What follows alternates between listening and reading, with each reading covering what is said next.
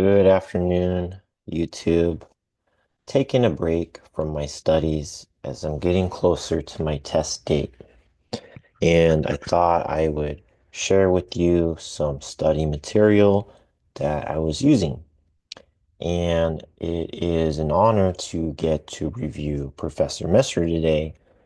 Professor Messer was my first IT teacher back in about 2012. That's when I first got certified. So that was about 13 years ago. He is the name in the game. He has been doing it longer than anyone else that I know of. He really started it as a certificate coach a long, long time ago. And I even remember some of his really old videos back then. So he is the legend, the man, the myth.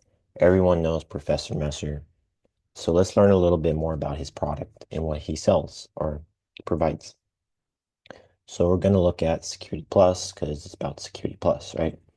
Um, if you use Professor Messer, you're going to have a lot of different options. You have videos, course notes, practice exams. You can download the videos for a fee, group replay, and then other study resources. So a lot of these things are free. If you look at his videos, you can just start looking at his lectures completely 100% free. Doesn't cost you anything. They're all hosted on YouTube. But I'm pretty sure that you know that already. But what about his other products like course notes, practice exams? Group replay is free. It's like a study group. He only asks a few questions. It's about a 30-minute video, but I think they're pretty good. They're definitely worth a watch. But we're going to look at his other products since they're not free, and we're going to decide if you like them or not. Okay, so first of all, let's take a look at what his practice exam looks like. This is an outdated version. I know that it's copyright material. He doesn't want me to share this with you. I'm not trying to sabotage him or give away his stuff, but I just want to preview it with you so you can decide if you like it or not. Um, okay, so when you look at his practice exams, what do they look like? Make this a little bit bigger. There we go. That looks good. Okay, so you get to see that you get exam A, B, and C. This comes with three different practice exams. What I really love about his product is he's very detailed in his explanations. He'll tell you which one is correct, why it's correct, and how he got that answer, which is very important. How and why learns leads to learning and ultimately better success, not only just on this exam, but as a professional in IT as well. Okay, so let's get to it. Here's an example of the PBQs. So you'll have to know the attack types, like what is a hoax, what is vishing, what is spoofing. You're going to have to go through scenarios and identify which one, define it. Okay, security controls. You may need to have a high security environment and secure servers. What kind of controls will you use in that case? Fill in the blank, which is pretty hard. These are not easy, right? You don't have any choices. So that's pretty challenging. Um, so best protocol accept customer purchases from a website, case secure websites, HTTPS, something like that.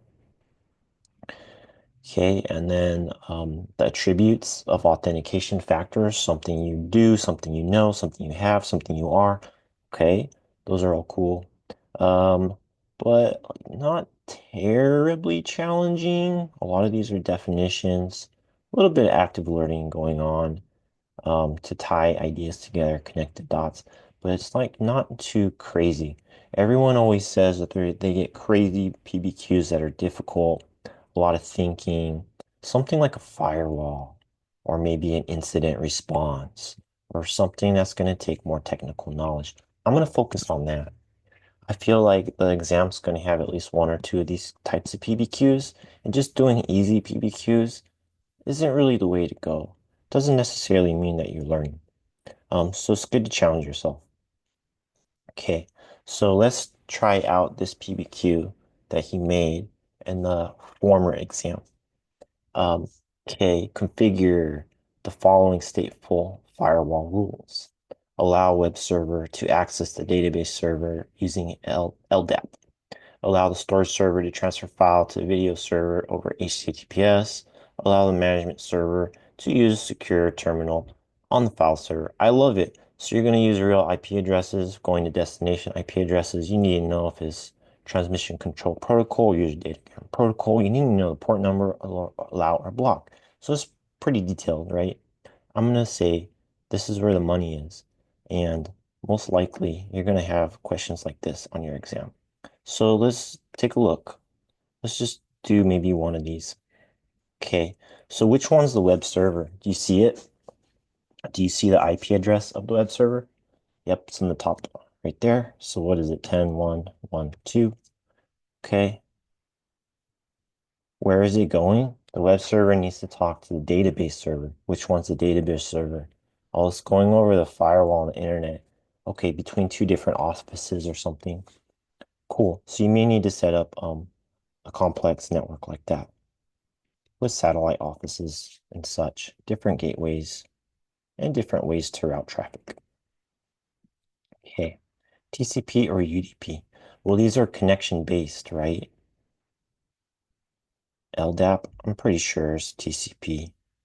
You have to authenticate, connect to computers, not just a bunch of randomness. Okay, TCP. What is the port number for LDAP? I thought it was like 636, or is that LDAP S? Ooh, I can't quite remember. Okay, we'll have to take a look at the answer key and see what we get. And I'm gonna say allow. I'm too lazy to move that up. Okay, we're not gonna do it all. I just kind of want to see what it would look like if you were to use this product. And it tells you answer page 41. Okay, so then let's go to page 41. Here's my page number. Cool. So we see the answer right here. Okay, I missed the port number. Did I get that right? 10, 112, 120, 112, 120. Yes, TCP. Okay, got a little more studying to do about port numbers. So which LDAP port number? 389. LDAP S636. You know what? That's more secure. That's a better answer. But it didn't want LDAP secure. It just wanted LDAP. Okay, whatever, dude. Anywho, let's take a look at more of the exam. Do a couple questions. I'm totally gonna throw some random ones, not looking at it. Okay, here we go. 15. Rodney, security engineers reviewing this record from the firewall logs. You might have a log, some data here. Okay, it tells you the time, antivirus, gateway alert. It tells you the source IP, port 80 coming into your server or your firewall. Um, and then this is the IP of the private address, client, or whatever it's connecting to, and it tells you you got a Trojan blocked. Okay, so which of the following can be observed? The victim IP, well, this is the victim, right? They're getting attacked. This is the attacker, so no, A is wrong. The download was blocked. Well, it was blocked, right? It says blocked right there. Botnet DDoS attack was blocked. It says it's Trojan, nothing about DDoS. The Trojan was blocked, but file was not. Um, I think it'll drop the connection of the Trojan, but it doesn't say it like deleted the file or anything. So C and D are looking pretty good. I'm gonna go towards the answer of D. Okay. And the details is on page 53. Let's see what we got here. Page 53.